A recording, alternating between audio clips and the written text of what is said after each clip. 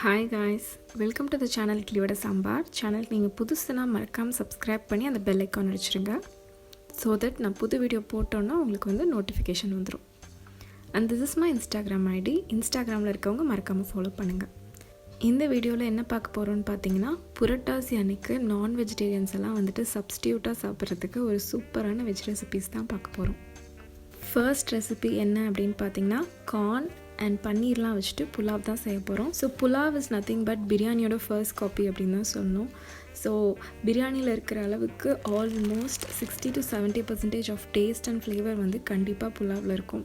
So நம்ம non veg பிரியாணிக்கு இருக்கிற ஒரே ஆல்டர்னேட்டிவ் வந்து புலாவ் தான். ஸோ புலாவ் செய்ய ஸ்டார்ட் பண்ணிடலாம். ஃபஸ்ட்டு பாஸ்மதி ரைஸ் வந்து ஒரு 1.5 கப் அளவுக்கு எடுத்து ஃபஸ்ட்டு சோக் பண்ணிக்கலாம். இப்போ நான் எடுத்திருக்க அளவுக்கு பாஸ்மதி ரைஸ் வந்துட்டு 3லேருந்து 4 பேர் தாராளமாக சாப்பிட்லாம். ஸோ நீங்கள் பாஸ்மதி ரைஸ் எப்போ ஊற வச்சிங்கனாலும் வெறும் 15 minutes மட்டும் ஊற வைங்க. இதுக்கு மேலே ஊற வச்சிங்க அப்படின்னா வந்துட்டு ரைஸ் எல்லாம் ஒன்றும் கூடின மாதிரி ஆயிரும், தனித்தனியாக உதிரியாக வராது. ஸோ இது ஒரு 15 நிமிஷம் ஊற வச்சுக்கலாம். அண்ட் புலாவ் பிரியாணிக்கெல்லாம் வந்து மோஸ்ட் இம்பார்ட்டன்ட்லி புதினா தான். ஸோ புதினா அண்ட் கொத்தமல்லி ஃபஸ்ட்டு க்ளீன் பண்ணிவிட்டு வந்துடுறேன்.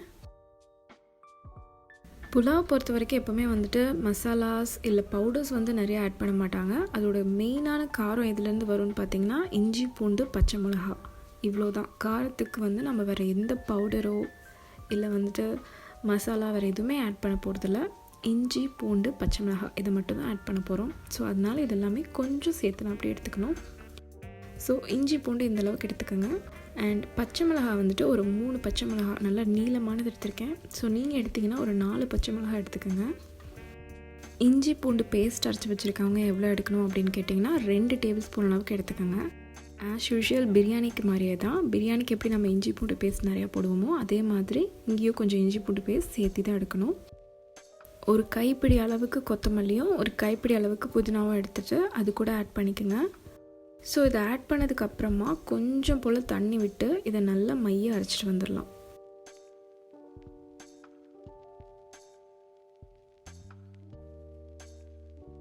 ஒரு 2 டேபிள் ஸ்பூன் அளவுக்கு மட்டும் தண்ணி ஆட் பண்ணுங்கள். அப்போ தான் வந்துட்டு இஞ்சி பூண்டு எல்லாம் நல்லா வந்து மைய அரைப்படும்.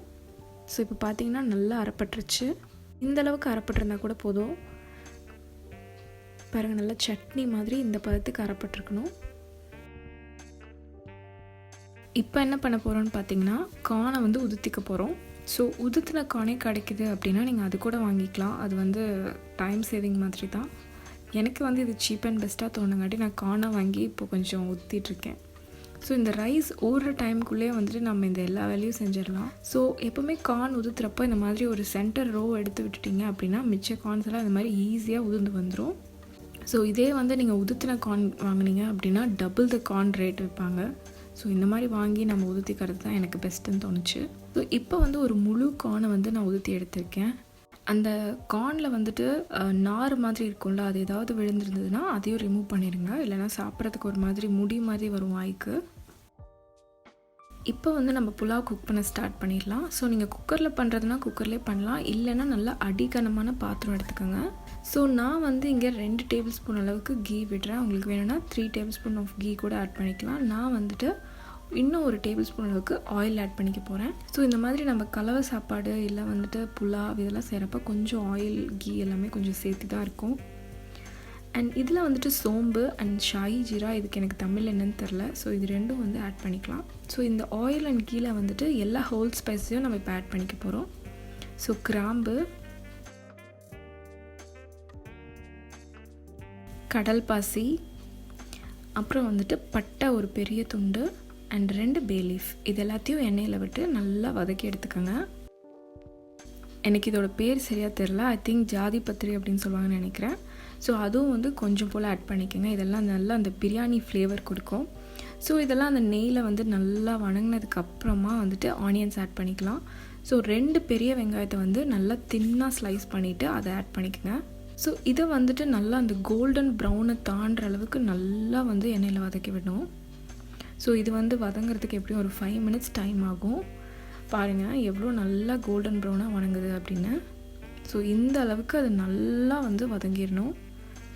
ஸோ இப்போ தான் வந்து இதுக்கு வந்து ஒரு நல்ல அந்த பிரியாணியோட டேஸ்ட் அண்ட் ஃப்ளேவர் வரும். ஆனியன்ஸ் நல்லா வதங்கினதுக்கப்புறமா வந்துட்டு இப்போ நம்ம அரைச்சி வச்சுருக்கோம்ல இஞ்சி பூண்டு புதினா கொத்தமல்லி அதையும் இப்போ ஆட் பண்ணி நல்லா வதக்கி விட்டுக்கலாம். இதில் வந்து இஞ்சி பூண்டு பச்சை மிளகாய் இதெல்லாம் இருக்கங்காட்டி அதோட பச்சை வாடை போகிற அளவுக்கு நல்லா வதக்கி விட்டுக்கோங்க. ஸோ இது வந்து ஒரு 2 மினிட்ஸ் அளவுக்கு வதக்கணும். ஸோ வதக்கி முடிச்சதுக்கு அப்புறமா வந்துட்டு அந்த ஜாரில் இருக்க தண்ணி கழுவி ஊற்றி இதை நல்லா இப்போ தலைபுள்ளன்னு கொதிக்க விடுங்க. அது வந்து எப்படின்னா அந்த எண்ணெய் லைட்டாக மேலே பிரிஞ்சு வர ஸ்டேஜுக்கு விடுங்க. இப்போ வந்து 2-3 நிமிஷத்துக்கு அப்புறமா வந்துட்டு எண்ணெய்லாம் நல்லா பிரிஞ்சு வந்துருச்சு. இந்த ஸ்டேஜில் கரம் மசாலா தூள் வந்து ஒரு 1/2 டீஸ்பூன் ஆட் பண்ணியிருக்கேன். ஸோ புலாவோட மேஜரான ப்ராசஸே இவ்வளோ தான். ஸோ இப்போ இந்த இஞ்சி பூண்டு கரம் மசாலாவோட ரா ஸ்மெல் எல்லாம் போனதுக்கப்புறம் ரைஸை வச்சு குக் பண்ணோன்னா முடிஞ்சுது. ஸோ இப்போ வந்து இது கூட வந்துட்டு நம்ம ரைஸ் ஆட் பண்ணிக்க போகிறோம். அண்ட் புலாவ் அப்படின்றது வந்து ஆக்சுவலி நார்த் இந்தியன் டிஷ் தான். நார்த் இந்தியாவில் வந்து புலாவ் எப்படி செய்கிறாங்க அப்படின்னு பார்த்தீங்கன்னா, அந்த ரைஸ் ஊற வச்சுருக்காங்கல்ல, அந்த ரைஸை வந்துட்டு ஒரு 2 டேபிள் ஸ்பூன் அளவுக்கு கீ போட்டு நல்லா ஒரு வடைச்சட்டியில் வந்து நல்லா வறுத்து எடுக்கிறாங்க. ஒரு 2-3 நிமிஷம் நல்லா வறுத்து எடுத்ததுக்கு அப்புறமா தான் வந்துட்டு அதை குக் பண்ணுறாங்க. ஸோ ஏன் அப்படி பண்ணுறாங்கன்னு பார்த்தீங்கன்னா, அந்த கீயோட ஃப்ளேவரை வந்து அந்த ரைஸில் அப்படியே லாக் பண்ணும் அப்படின்றதுக்காக தான் அந்த மாதிரி பண்ணுறாங்க. ஸோ நாம் வந்து இன்னொரு நாள் இந்த மாதிரி ட்ரை பண்ணலாம். இப்போ என்ன பண்ணியிருக்கோன்னா, அந்த ரைஸை வந்துட்டு நல்லா கழுவிட்டு நம்ம குக் பண்ணி வச்சுருக்க பேஸ்ட் கூட ஆட் பண்ணி நல்லா மிக்ஸ் பண்ணி விட்டுருங்க. அதுக்கப்புறமா இப்போ நம்ம உதுத்தி வச்சுருக்க கார்ன்ஸை வந்து ஆட் பண்ணிக்கலாம். அண்ட் கார்ன்ஸும் கம்ப்ளீட்டாக ஆட் பண்ணல, ஒரு கை நிறைய கார்ன் எடுத்து நான் தனியாக வச்சுருக்கேன். ஸோ கார்னை நல்லா போட்டு பெரட்டி விடுங்க. ஸோ இது ஒரு 2 மினிட்ஸ் அப்படியே நல்லா பெரட்டி விடுங்க. பெரட்டி விட்டதுக்கு அப்புறமா தண்ணி ஆட் பண்ணுங்கள். நார்மலான ரைஸ்க்கு வந்துட்டு நம்ம 1:2 அப்படின்னு தண்ணி வைப்போம். ஸோ பாஸ்மதி ரைஸ் அப்படின்னா வந்துட்டு நீங்கள் வந்து ஒரு கிளாஸ் ரைஸ்க்கு 1.5 கிளாஸ் அளவுக்கு தண்ணி தான் வந்துட்டு பிரியாணிக்கு இல்லை புலாவுக்கு சரியாக இருக்கும். இங்கே வந்துட்டு 1.5 கப் ரைஸ்க்கு வந்துட்டு நான் 2.25 டம்ளர் தண்ணி வச்சுருக்கேன். ஸோ தண்ணி ஊற்றியாச்சு. சால்ட் டெஸ்ட் பண்ணிவிட்டு இது ஒரு கொதி வரட்டும். ஸோ அதுக்குள்ளே மஞ்சூரியன் ப்ரிப்ரேஷன் ஸ்டார்ட் பண்ணிடலாம். ஸோ மிச்சம் வச்ச கார்னை வந்துட்டு ஒரு மிக்சர் ஜாரில் ஆட் பண்ணிக்கோங்க. இது கூடவே ஒரு 1/2 இன்ச் இஞ்சி அண்ட் 2 பல் பூண்டு அண்ட் ஒரே ஒரு பச்சை மிளகாய் லைட்டாக சால்ட் போட்டு கொஞ்சமாக தண்ணி ஆட் பண்ணி அரைச்சிட்டு வந்துடுங்க. ஒரு கொதி வந்துருச்சு. இப்போ குக்கரை மூடி ஒரு விசில் விடுங்க. ஒரு விசில் வந்ததுக்கப்புறம் ஃபுல்லாக ஸ்லோ பண்ணி 5 மினிட்ஸ்க்கு அப்புறமா உங்கள் புலாவ் ஆஃப் பண்ணிடுங்க. இப்போ வந்துட்டு மஞ்சூரியன் செய்ய ஸ்டார்ட் பண்ணிட போகிறோம். ஸோ மஞ்சூரியனுக்கு வந்துட்டு ஃபஸ்ட்டு பேஸ் அரைச்சிட்டு வந்துட்டோம். ஸோ அந்த கார்ன் பேஸ் தான் இப்போ பேஸாக இருக்க போகுது. அண்ட் இது கூட வந்துட்டு ஒரே ஒரு சின்ன முட்டைக்கோஸ் எடுத்துக்கோங்க. ஸோ இதை வந்துட்டு 1-2 அரைஞ்சிக்கோங்க. சின்ன சின்னதாவோ இல்லை பொடி பொடியாக அப்படிலாம் அரையணுட்டு இல்லை, 1-2 அரைஞ்சிங்கன்னா போதும். ஸோ கம்ப்ளீட்டாக அரைஞ்சதுக்கப்புறமா வந்துட்டு நம்மளோட அந்த கார்ன் மிக்சர் கூட இதையும் ஆட் பண்ணிக்கலாம். இது நல்லா வந்து பரட்டி விட்டுக்கோங்க. இது கூட வேணும்னா நீங்கள் பொட்டேட்டோ கூட ஆட் பண்ணிக்கலாம். பட் கேரட் இதெல்லாம் ஆட் பண்ணிங்கன்னா வந்து இதோட டேஸ்ட் வந்து கொஞ்சம் மாறிடும். அண்ட் இது நல்லா பரட்டி விட்டுட்டு இப்போ கொஞ்சம் பவுடர்ஸ் ஆட் பண்ணிக்க போகிறோம். ஸோ சில்லி பவுடர் வந்து ஒரு 3/4 டீஸ்பூன் அண்ட் கரம் மசாலா வந்து லைட்டாக ஒரு 1/4 டீஸ்பூன். அண்ட் இது எல்லாத்தையும் ஒன்று சேர்ந்த மாதிரி பைண்டிங்காக வந்து கடலை மாவு வந்து ஒரு 1.5 டீஸ்பூன் அண்ட் ரைஸ் ஃப்ளார் ஒரு டீஸ்பூன். ஸோ இதை ஆட் பண்ணிட்டு நல்லா கலந்து விட்டுக்கோங்க. ஸோ இதை நல்லா கலந்து பார்த்துட்டு எனக்கு கொஞ்சம் போல் வந்து பெசரி வரல, அதனால் லைட்டாக கார்ன்ஃப்ளவர் ஆட் பண்ணேன். ஸோ உங்களுக்கு வேணும்னா ஆட் பண்ணிக்கோங்க. ஸோ நம்ம சப்ஸ்கிரைபர்ஸில் நிறையா பேர் டயட் கான்ஷியஸாக இருப்பாங்க போல இருக்குது. ஸோ ஃப்ரை பண்ணாமல் வந்து ஷாலோ ஃப்ரை பண்ணது இல்லை ஃப்ரை பண்ணாத மாதிரி ஃபுட் ஐட்டம்ஸ் போடுங்க அப்படின்னு கேட்டிருந்தீங்க. ஸோ கண்டிப்பாக இனி அடுத்தடுத்த வீடியோஸில் வந்து நான் போட ட்ரை பண்ணுறேன். அண்ட் இந்த வீடியோலேயும் வந்துட்டு ஷாலோ ஃப்ரை தான் பண்ணியிருக்கேன்.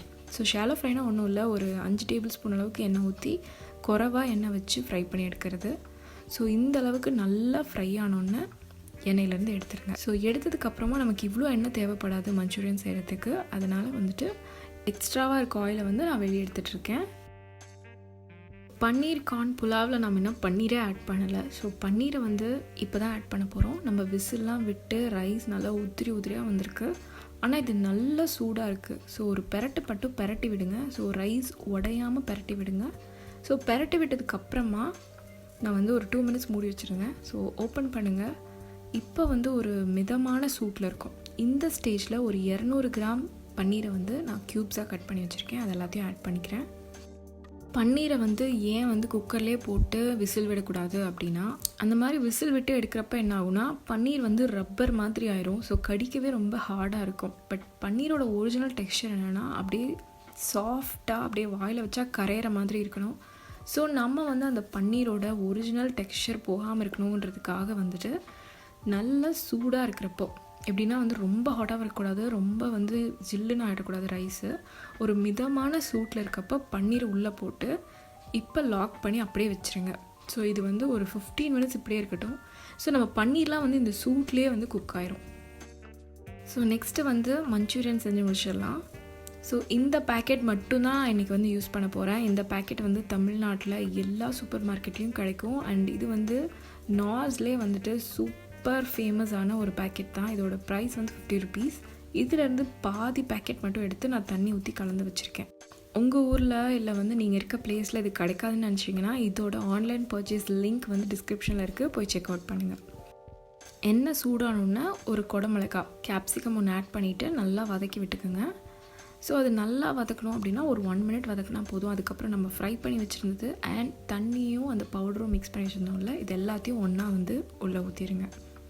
ஸோ எவ்வளோ பவுடருக்கு எவ்வளோ தண்ணி அப்படின்னு கேட்டிங்கன்னா அதில் ஹாஃப் பேக்கெட் ஆஃப் பவுடருக்கு வந்துட்டு 400 ml தண்ணி ஊற்றலாம். ஸோ இது ஒரு 2 to 3 மினிட்ஸ் கொதிச்சதுக்கப்புறம் அதோட கன்சிஸ்டன்சி இப்படி தான் மாறி இருக்கும். அண்ட் முடிஞ்ச வரைக்கும் நம்ம ஃப்ரை பண்ணியிருந்தோம்ல அந்த கேபேஜ் அண்ட் கார்ன் அதை வந்து உடையாமல் பார்த்துக்கோங்க. ஸோ அவ்வளோதான், மஞ்சூரியன் ரெடி ஆயிடுச்சு. இதை விட சிம்பிளாக மஞ்சூரியன் செய்யவே முடியாது.